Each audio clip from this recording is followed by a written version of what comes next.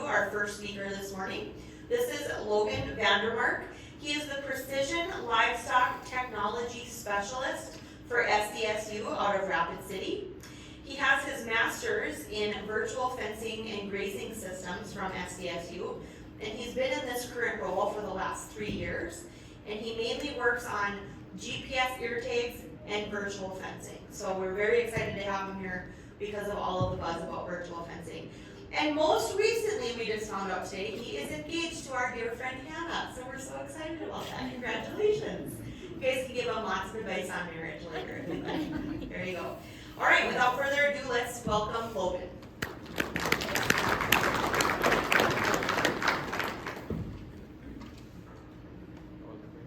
No, that's fine. No problem.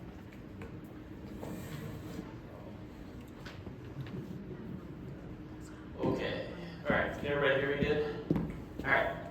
Well, I'll set a couple ground rules to start.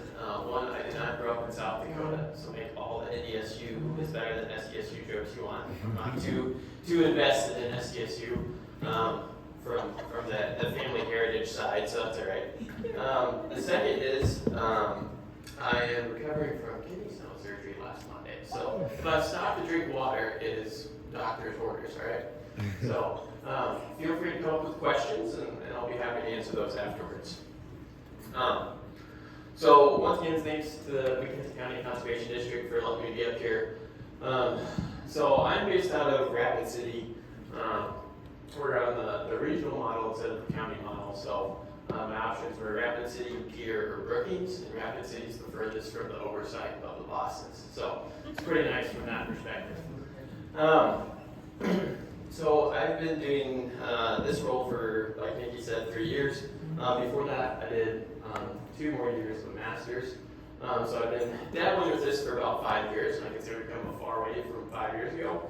On the virtual fencing side, I remember I grew up in Indiana, and I came out here for school. In the first 2 months, all that was going through my head is what did I get myself into? And I feel like we've gone many steps past that now in the world of virtual fencing. The first thing I want to share with you, this is just a quick slide. I know there's a lot going on. It's rather that I'd be happy to share a resource with your guys' conservation district, or if you'd like me to give that to you, I can. But this was a project, kind of like a publication of sorts that we worked with Nature Conservancy on is virtual fencing right for you. And it's just kind of like a flow sheet of some questions to consider as you're working through this. And depending on how you answer yes or no, right, it kind of it tells you based off our track history of people that we have known that have used virtual fencing, whether they've stayed with it or not over the years. So we feel like it's fairly accurate. All right, meat and potatoes. I'm going to kind of briefly walk over the overview of what this is. I feel like we've talked about it or heard about it for a few years now. But what I like to compare virtual fencing to is like a dog collar for cows, right? And there's 4 main companies that exist in the U.S. market right now, and they all function in a similar fashion. They each have a little of their own intricacies, but the main concept is it's telling us that we can fence cattle remotely and ultimately tell them where they should and shouldn't be off of virtual boundary. Right, so that's reinforced.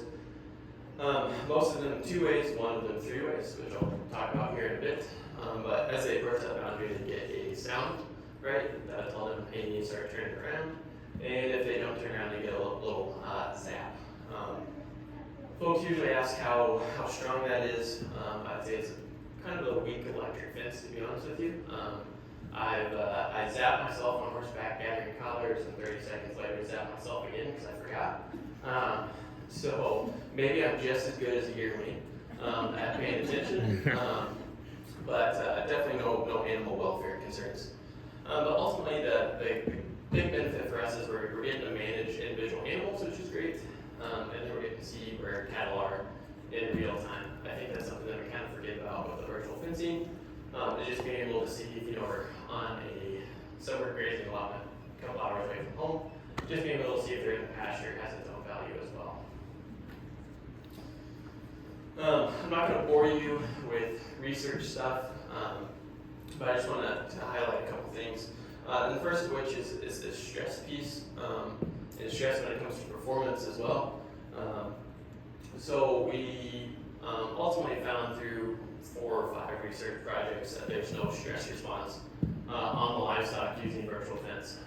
So one of the foundational research projects was comparing this to standard electric, they call it, tape. It was done in Australia, so polywire. So over 4 weeks, they basically just looked at visual behavior differences and how much we walk per day. And over 4 weeks, they found no difference between the collars and just using polywire. So good news. And then if you're a lot smarter than me, you do a bunch of blood work and metabolism work, and they found that there's no difference in the cortisol, the non-esterified fatty acid concentrations with animals using these collars for about 2 months. So all good news. And then one of the most kind of foundational first virtual fence projects in the U.S. Was this one. And so what this is out in Oregon, they basically burned 40 acres, and then they had 40 acres that was unburned. And so they collared all, I believe it was 60 head of cattle, and turned them out. And so half of those 60 head were collared, half were not collared. So the collared ones would be the open circles, the uncollared ones would be the filled in circles. And said, okay, you've got free reign in this pasture, half of which is burned and half is not. And they put a virtual fence boundary where that burn line was, right? And this was a couple weeks after they burned. And so there's that fresh regrowth coming through after that burn with all that fresh killing. And they basically successfully excluded the cattle out of that freshly burned area compared to those that were just free reign, right? So the ones that had free reign spent 40% of their time at the peak on day 2 grazing that fresh regrowth, and I believe it was about 3% or 2% for those with virtual fencing. So pretty positive perspective on keeping them out of areas where forage would be most tasty. I know most of us are probably cattle people in here, but I've been doing some work with a producer in Newell, South Dakota, where he's using sheep. And he's actually using sheep to do targeted grazing like toad flax with virtual fence collars. Been doing it fairly successfully. He also does some work at our Sturgis Research Farm to do some crop livestock integration. And I would say all these principles I talked about today would also apply to sheep if you're interested in that side as well.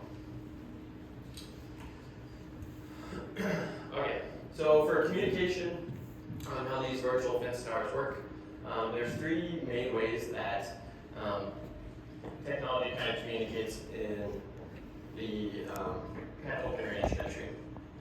First which would be Wi-Fi and Bluetooth.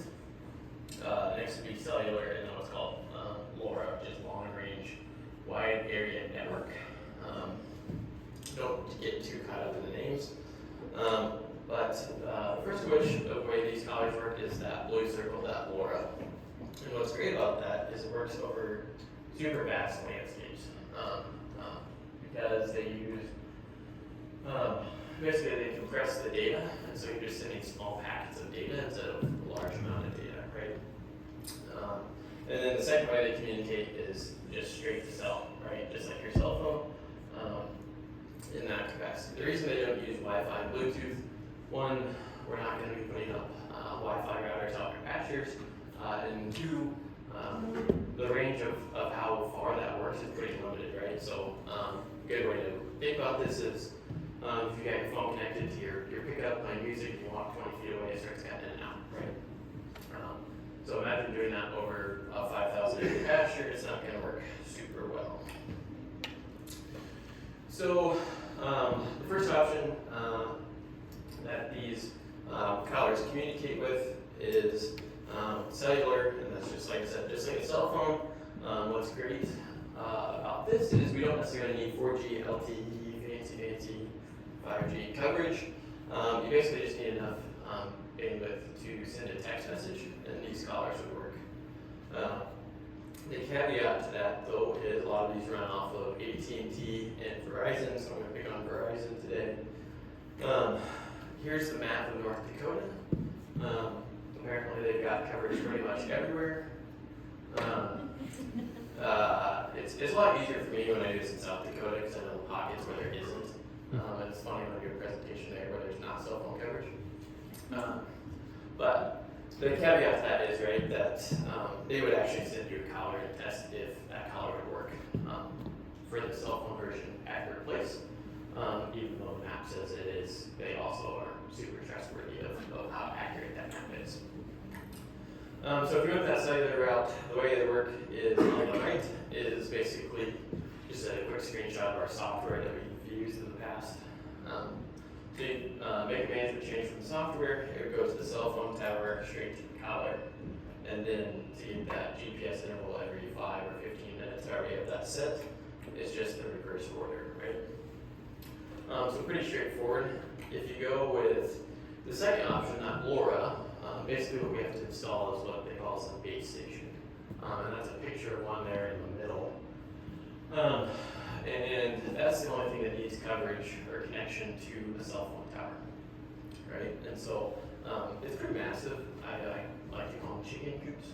I think they're about 500 or 600 pounds total weight and about 30 feet tall with that antenna. So they're not small, but not too bad. So the extra step we added is from the software to the cell phone tower. The cell phone tower connects to that base station. And then the base station then sends that signal through that LoRa network to the collar. And then for the GPS intervals, it's the reverse order, right? So how far does this cover? Here's 2 base stations we have down by a wall at our research station. Anywhere you see green and blue, we have coverage of some sorts. Dark green would be the best, followed by light green, followed by blue. I can tell you, everywhere there's color, we've had success using that, so I wouldn't worry too much. The way this LoRa network works, though, is it's basically off line of sight. So the flatter the topography you have, the better coverage you'll have. So that kind of gets highlighted here with, to the right of these 2 pins where those towers sit is a big gap. That's actually the tallest point in Jackson County. And our neighbor was nice enough to let us just pop one up there. And so it basically blocks most of the stuff to the east of us. But we're covering intermittently 15 miles north and south, east and west, which is pretty good for us. So the 4 main companies that exist, the first of which is NoFence, you may have heard of. They originally started in Norway. They're now based in Minneapolis, Minnesota. They're the only ones that have collars for both cattle and sheep and goats. So if you're a small ruminant person, they're the only name in the game. Vince is the next one. They're based out of San Diego, California. They got bought out by Merck Animal Health here 2 or 3 years ago. And they were actually the first ones in the U.S. to provide virtual fence collars. Next up is Gallagher, or Aggersons. They started in Australia, and their office is now in Kansas City, Missouri. And then the last one that's kind of entered the U.S. market is Halter. And they started in New Zealand, and now they've got an office in Boulder, Colorado. So all these companies have an office within the U.S., even if they're not U.S.-based companies. All right. So each corporation themselves, kind of highlighting them. Like I said, Vince is in San Diego, California. Some key takeaways for them is that they are that LoRa communication only, right? So you don't have a cell phone option, you've got to buy the towers. What you need to get going is the collars, proprietary batteries. I've tried looking on Amazon and the internet for cheaper batteries, and I don't know what they've done, but you can't find them. And then what's interesting about some of these is that they're on a lease structure. So these collars are actually leased, and you renew that every year. And then there's no herd size limit and no data fees with this company. And so this is kind of what that price structure breaks down to. The collar's going to be $40 per head per year. The batteries are $10 a piece. We've been going through batteries about 4 a year. So I would call it another $40 to run. We can have a discussion about whether that fits into production agriculture if you're changing batteries every 3 months. But you're really going to kind of be at that $80 probably per year. And then those base stations and the towers is where that money starts catching up. So if you build the tower yourself, which is not that hard, it's $10,000. And then if the company comes and builds it for you, it's $12,500. Which I understand is really expensive. They are far above the most expensive upfront costs for any of the companies that we see for the base stations. I'll add a little caveat here. We work with some folks out of Oregon State because we knew a producer that was moving these with a water bucket instead of buying multiple base stations, and they didn't like that. And so the Oregon State and USDA came out with basically a base station conversion guide and put on a Tractor Supply like $700 trailer. And so I can get you this if you're interested. It's the whole parts list. You don't have to do it yourself. And they've had really good luck with this. They use it on some Forest Service permits for their ARS research station out near Burns. And I'm really happy with it. So one way to kind of cut down on some costs of that tower. Next up is E. Shepherd or Gallagher. They are based out of Kansas City, Kansas. Sorry, I said Missouri earlier. Kansas.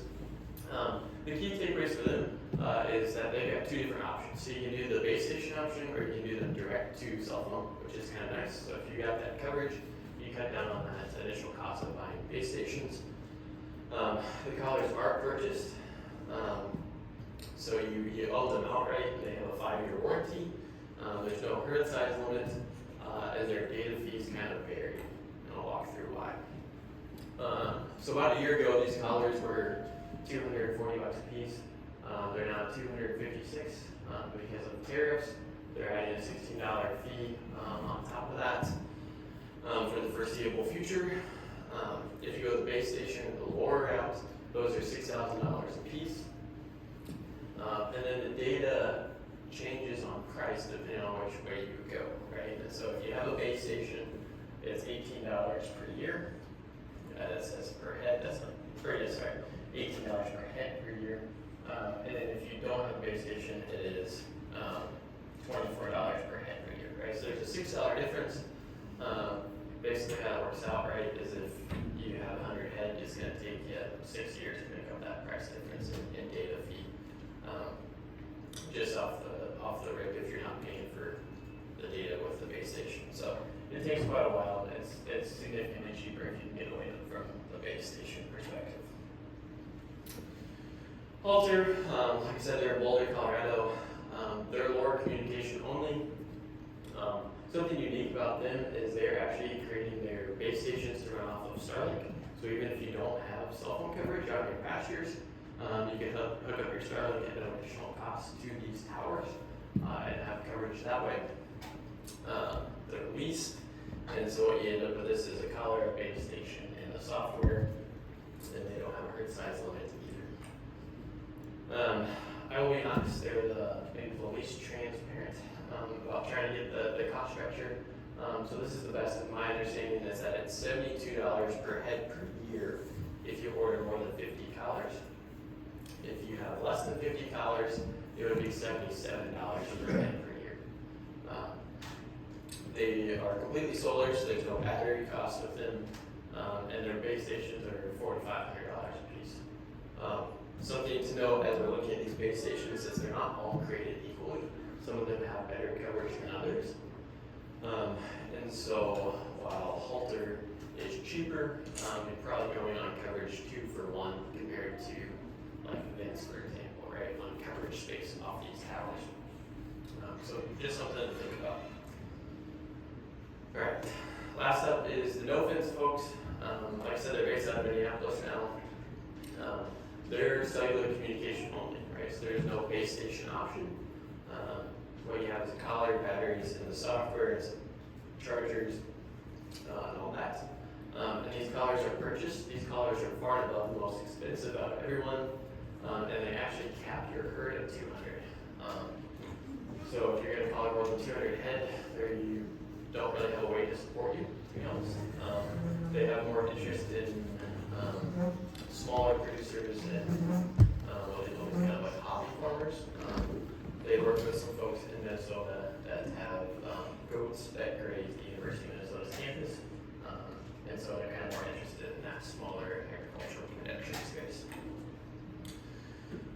So their collars, and these asterisks are for beef collars. So sheep ones and goat ones will be a little cheaper, but these collars are $289 a piece. They're solar, but they also have a battery, and so the solar is just basically sustaining the battery longer. These batteries are $89 a piece. They're proprietary chargers. It's basically like a drill battery, it's $60, and then their data fees is far above the most out of everyone. So I know all of this is daunting, looking at all these numbers. So something that my colleagues and I have been working on. Oh, you're not seeing what I'm seeing.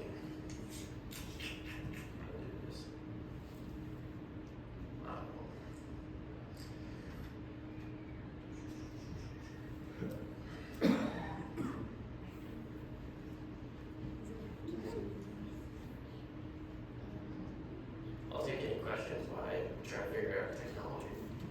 There we Don't do that again. go. Oh. And then there's two changes.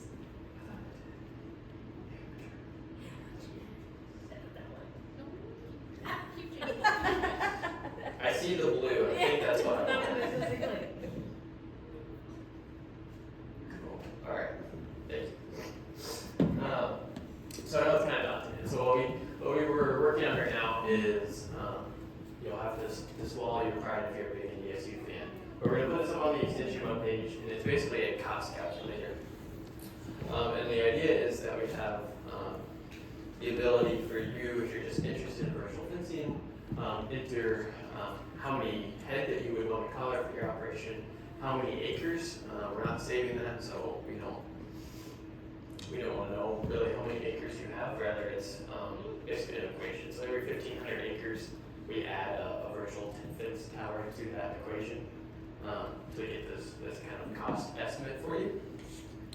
And so if we click on like the virtual fencing companies tab, we have each company, what that cost breakdown is, and the contact information. These are the same people that would be for North Dakota as well. And then the websites there. So, if you were a 250 head operation over, let's call it 6,500 acres, you can enter that, and then it will spit out your year one total cost and compare these across companies. We're not promising that this is an actual quote. It's rather for you to understand what this initial investment may look like, and then you can have that conversation with each company. The reason it's not done is we're also looking at breaking this down over 5 years. Because it's going to be an initial investment up front to get this going. And so we kind of want to amortize that over 5 years to say, hey, this is really what it's going to be looking like over 5 years to get this done. We chose 5 years because all of the purchase collars have a warranty for 5 years. So it would cover that for that time frame. So we're getting really close. I gotta finish some coding stuff and then get this up on the extension page. And I'd be happy to let your conservation district know when that's up, and I can share it with you all. So I understand it's a lot of numbers I just threw at you. We're trying to get into a more digestible format.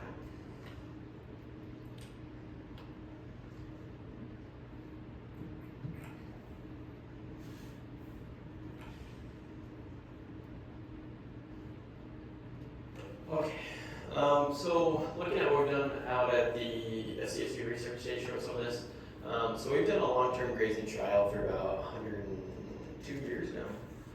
And so we decided to incorporate this virtual fencing piece into this long-term grazing trail where we have 3 different stock areas across 6 different pastures, and then half those pastures have been rotationally grazed, right? And so instead of doing polywire, we decided to also incorporate the virtual fencing. And so, for example, on this blue polygon, that is one pasture, and then the green where the red circle is a virtual fence paddock within that pasture. So how well did this work? Depends on what you're going to look at. For some of you that I talked to before, we've come a long ways in 5 years, maybe even 4 years if you're looking at this. So in 2021, we had about an average of 74% containment across the stock areas. 2022 was about the same except for our heavy grazed pastures, and that's because a lot of those collars fell apart. We were using bins at the time, and I went out there and we just found like 20 collars laying on the ground. I was trying to figure out why. They didn't put Loctite on the bolts, and so they just wiggled themselves loose after a couple weeks. They were just laying on the ground, so that's part of the reality of that. 2023, we start shifting back towards where we are now, more towards 85, 86% containment. Grad students still working on 24 and 25 data for that as well. But you can see in this retention rate, about half those collars fell off in 2022 when we also had poor containment rate. So retention rate would just be collars staying on through that entire grazing season. Or containment rate is just saying they stayed where they were supposed to during that time. And so this is kind of what this data looks like that we're looking at. So the black line here on your left would be a physical 5-strand barbed wire fence. The white zone is that auditory cue, and the red zone is that physical stimulus. And then this heat map just shows where these cattle were grazed over like a 21-day period. And so they stayed in impressively well during this 21 days. Very convenient that I take this one. But I think it shows kind of the promise in where we are now compared to where we were with virtual fencing. So here recently we've moved away from fence for a few reasons. I'd be happy to share with you later why. But we moved on to e-shepherd collars. And this past summer we were looking at doing summer herring grazing projects and looking at trying to cut down on stream embankment and stream incisement from cattle wading to the creek and then just getting water from there all the time. And so we had really good luck with this. We had 98% containment, where basically we had 2 weeks where we didn't allow them to have access to the stream, and then 2 weeks where they had access to the entire pasture. And so during that time where we didn't allow them to have access to the stream, we had 98% containment where they stayed out. Something else we did from about Thanksgiving to just before Christmas is we did a small bale grazing trial to see if it was even possible to use these collars for bale grazing. This is a very cluttered mess, I get that.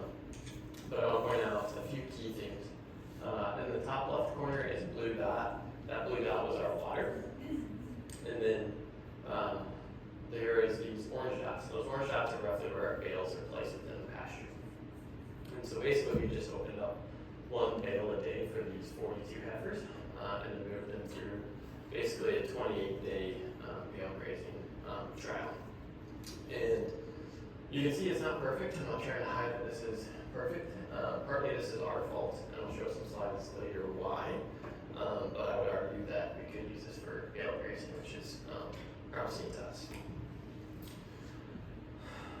As far as future research, I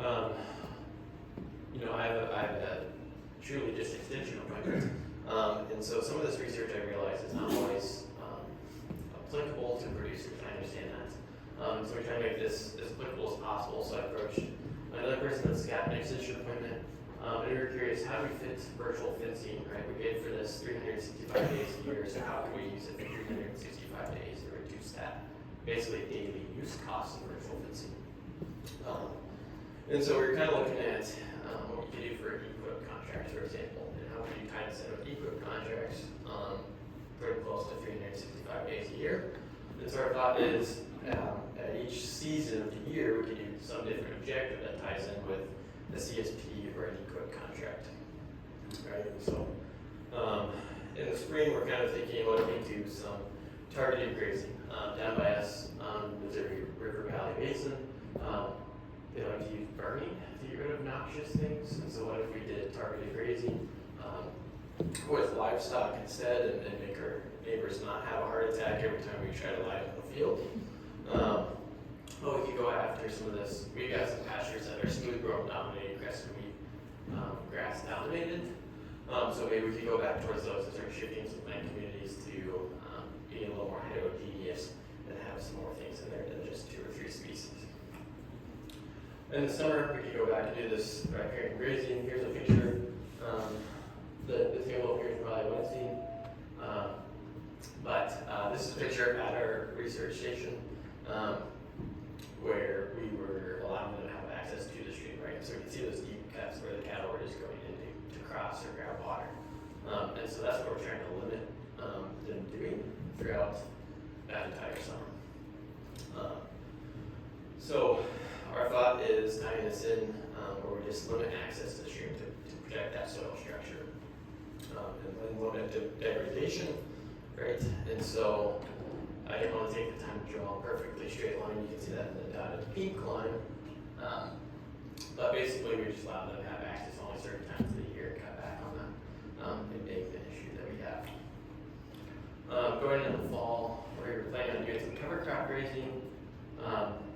To do this cover crop grazing out at the Sturgis Research Farm for probably about 60 days.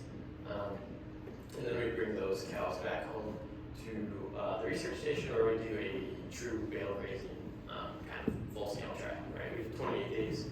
For us, we want to know if it's even possible before we set off 60 bales, 70 bales, and then it just turns into a disaster. We've had to go clean up a mess. So now we're going to go ahead and scale that up this coming winter and put out bales. So think about how some of that was our mistake. Here's where I'll highlight where. So this would be day 1. That blue pin we marked as water because they don't have a good icon for us to show bales. But we opened up 1 bale. Day 2 we opened up access to the next bale. Then day 3, and here's where we made a mistake. Is on day 4 we bounced up to here. And so that's one of those things that if you move the polywire fence, you realize you don't do that. So when you're sitting in a chair or on your couch in the morning and you go, oh, next bale, you fence them out and now they have to wander around and then they come back to that bale that's open, right? So that's where a little bit of that's on our fault, and there's like that learning curve with using virtual fencing. I think it's important to set realistic expectations if you're thinking about using virtual fencing. So the first, which is some people say you'll save time. I would say you probably won't see that immediately. To be honest with you, you're going to take the time to learn the software. That's going to take a while. Shutting off the virtual fence isn't immediate, right? So you would have to like doctor an animal every now and then, and you would just think, okay, let's just go out there and grab her, and then you're like, oh, I forgot to shut off the virtual fence. Sometimes that takes 5 minutes, sometimes that takes 6 hours, depending on where she's staying at, if there's cell phone coverage or communication bit, right? It takes a little extra time to put collars on. We found that it's best to kind of pair this up with a working day anyways. We've gotten it down that it takes about 30 seconds to put a collar on, so it's not super time intensive, but it is just one more thing that adds to that working day. Some of these, I guess it would just be fins and no fins are using those batteries.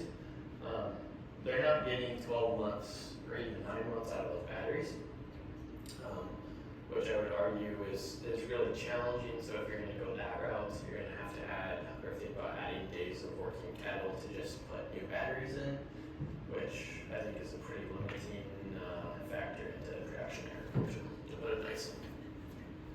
And then I would argue you need some additional record keeping. mostly because you can name these collars off the tag numbers, right? So you can change the collar number to a tag number and you actually know who that is out of pasture, right? And just making sure you're keeping track of that data as you go. The next thing I want to highlight is the importance of training. A lot of folks ask this. So it takes us about 4 days to do training of animals. We typically stick them in a smaller pasture. And when I say smaller, we stick about 130 in a 40 to 50 acre pasture. And what we do is we set this virtual fence boundary, the sound boundary on day one on that physical fence. So if this red line here is our physical fence, that white line is just on the inside of that red line, right? And so as they approach that physical fence, they're hearing a sound, right? And so we do that for about 48 hours. You can do it for 3 days if you wanted to.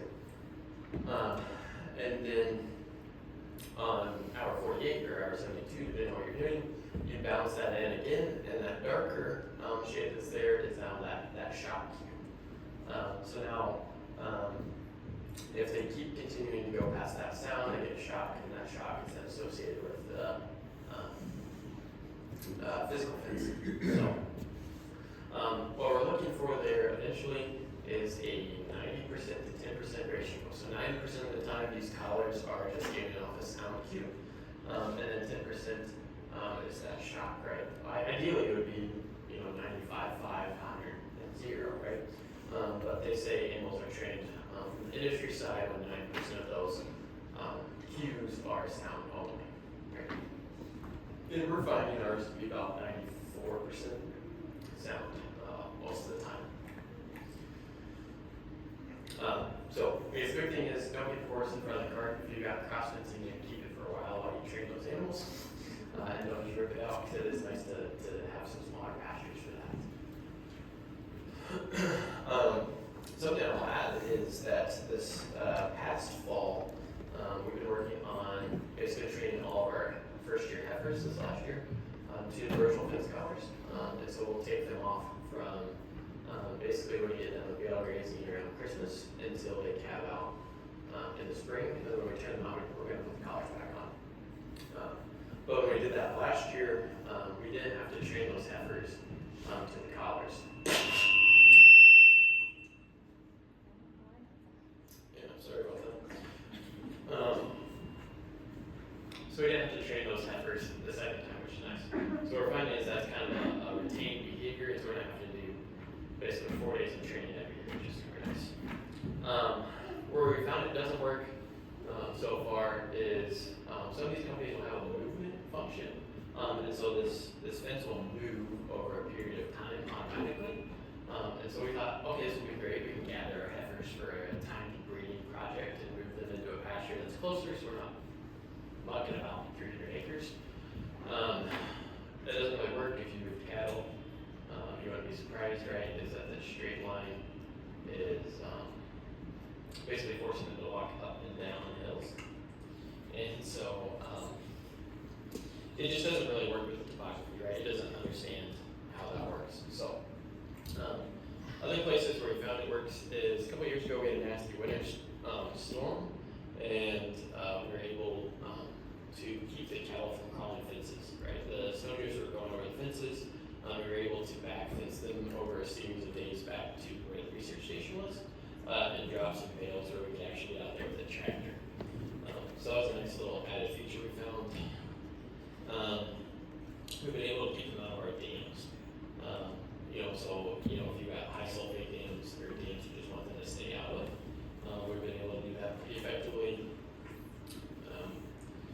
Keeping them out of environmentally sensitive areas, right here, for example. Rotational grazing works well. There's some folks in Oregon that did basically creep grazing with cow-calf pairs, and they just collared the cows. And so everywhere that's white here in the middle, the cows, there were 150 of them, they would collar 150 calves, and the cows stayed in 94% of the time. Whenever they went out, it was when they were chasing after a calf. So good news, because they don't really want us collaring calves, they want animals that are collared larger than 6 weights. Basically after breeding. And then I've worked with some producers down in South Dakota that have used this in cover crop integration pieces and in cover crop residue aspects. So hopefully you can answer questions because I'd rather ask questions than talk. So. Do you call the bulls? Did we color the bulls? Honestly, we only have like 3 bulls. So we don't really color them because they go to a summer pasture. We might this year. I know a producer that collars about 500 bulls down by us. And they have pretty good luck with them not breaking. And then responding to the sound and shock cues. So the big caveat with that is a lot of these collars have chains. And the chains aren't long enough for a mature bull. So either A, you can go to the hardware store for like $4 and make your own chain, or the company can send you their chain, and I don't know, depends on which company you use. Some are free and some are $10.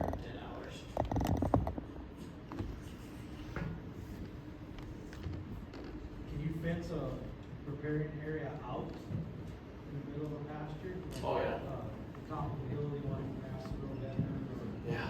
when they really snap the wind, that's their house, so they don't know it. Yeah, so you can fence 2 ways with commercial fencing. You can either keep them in or keep them out. And you can have multiple fences active at one time, right? So say you got them in 100 acres and you got them fenced in that, and you want to keep them out of, like you said, that spot you'd like something to grow, you can fence that out as well. And so that'll keep them out of that area, but keep them within the boundary itself. So pretty flexible on how that works. We don't really understand to be honest, we don't really understand how small we can go on pasture size yet. That's something else that folks have asked. We've tried pushing it down to about 10 acres so far. And it kind of works. The bigger problem is. Can you bring it closer? Closer Yeah. to this, maybe? Maybe. The problem is the software keeping up with the timing of needing to move them quickly, right? So if you got cattle on 10 acres, you're gonna have to move them multiple times a day, probably. And so the software takes a while to upload. So doing that, 4 times a day, it depends on what that delay is on the software side. Hold this. Yeah, I'm sorry. that's okay. It's- Not your fault. no. I don't understand technology. I don't have that big. I think you have to wait till it stops blinking. I'll just stare at it for a while.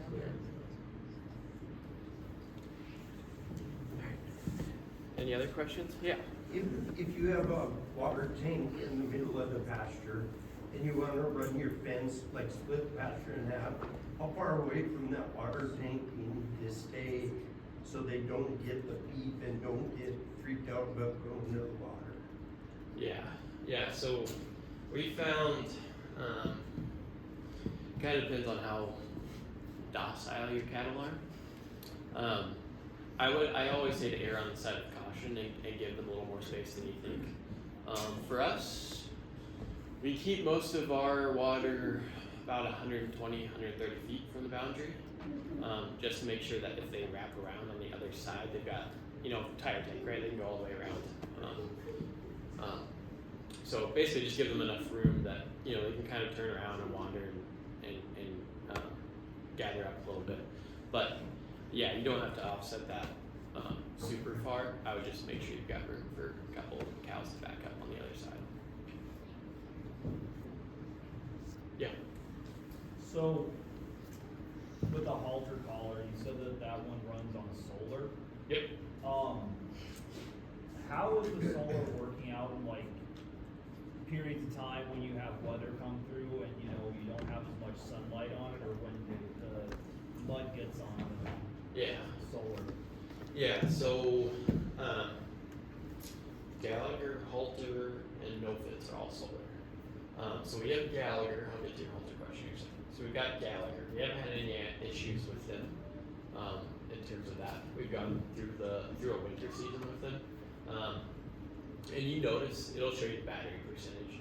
and you notice it drops, but it stayed at, for us, about 84%.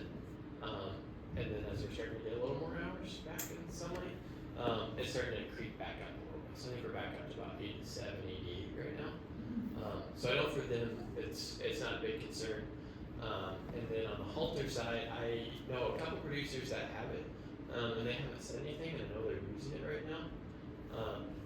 You know, from a manufacturing engineering perspective, solar actually does better in the wintertime than having just a standard lithium-ion battery. Just in the way that the cold stresses a lithium-ion battery in that perspective. So it seems a little counterintuitive, but I think the solar piece, even with the shorter, cloudier days, will be an advantage for us that are colder and darker for longer. Yeah. I'm assuming you're using an app. Yeah. Which one is most user friendly? Yeah, so all these have an app. One of them claims to have an app. It's a web page. It's a web application. You can try to use it on your phone. I have pretty dainty fingers, sure, yeah, I'll be honest. Slightly self-conscious. And even using that on a phone is, for the Vince one, it's not really possible. The buttons are just so small that it's not usable. We have the Gallagher app. It works pretty good on a phone. No Vince basically exclusively runs off of a phone app. You can log in onto the website. Mostly it's account management stuff. And then I know folks that are very happy with the halter app. They can actually do management changes from the app itself. So they can turn off a fence and turn on a fence from their phone more easily than the Gallagher one. The Gallagher one's really good at just, like, if you're out in pasture, it shows you as a dot and where your cows are. So it kind of shows you in relation where you are, and shows you which fences are active. But we found that's generally best just to do it from a computer. You know, for us, on the university side, we recommend just doing it on a computer. For us, one, it just puts us in the mindset that it's work instead of just lackadaisically clicking through a phone. Sometimes we get in a hurry and just making sure we're turning on and off the right things. But from what I've seen on the halter one, it's pretty intuitive. And all those apps are included with the cost of the stuff as well, so you're not paying extra to have the app on your phone. Yeah. As a producer, if you were to pick one of these to invest your money in, which one would you pick?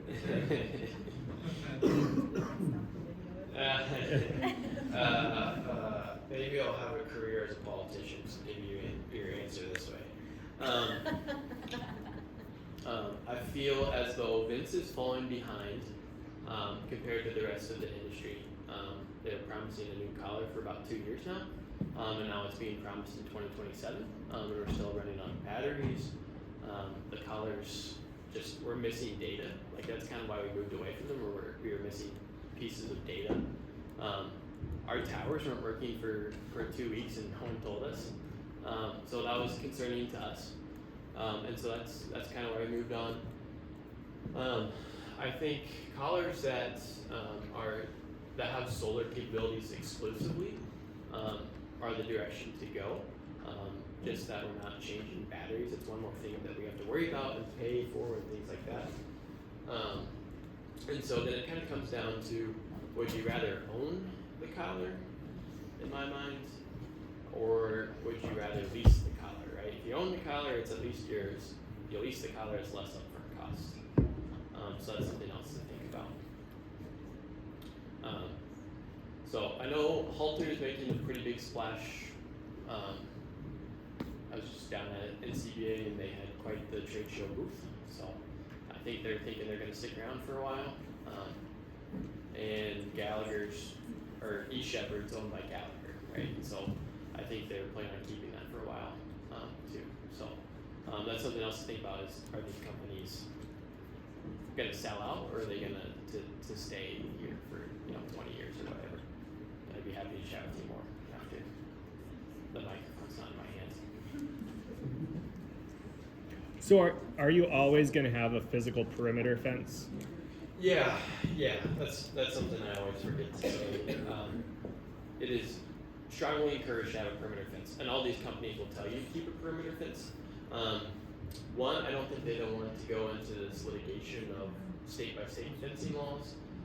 Two, there's the liability, right? Are you just off the highway and have cows collared, and they don't want to be the ones that end up on the news that virtual fence collars let cows out on the highway.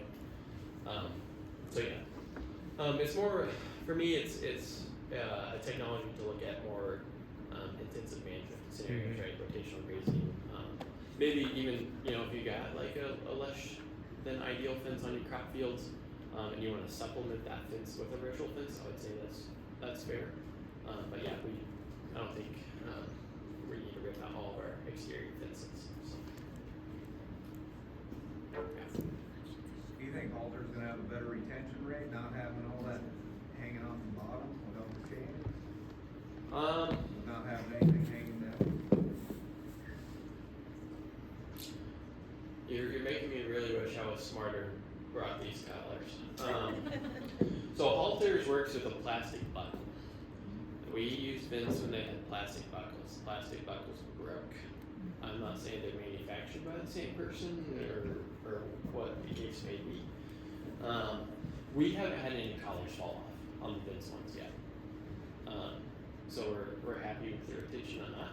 And everyone I've known on the halter side, the only ones that have fallen off is the first time collaring cows, and they set them a little looser, erring on the side of caution, and they just slipped over the poles, right?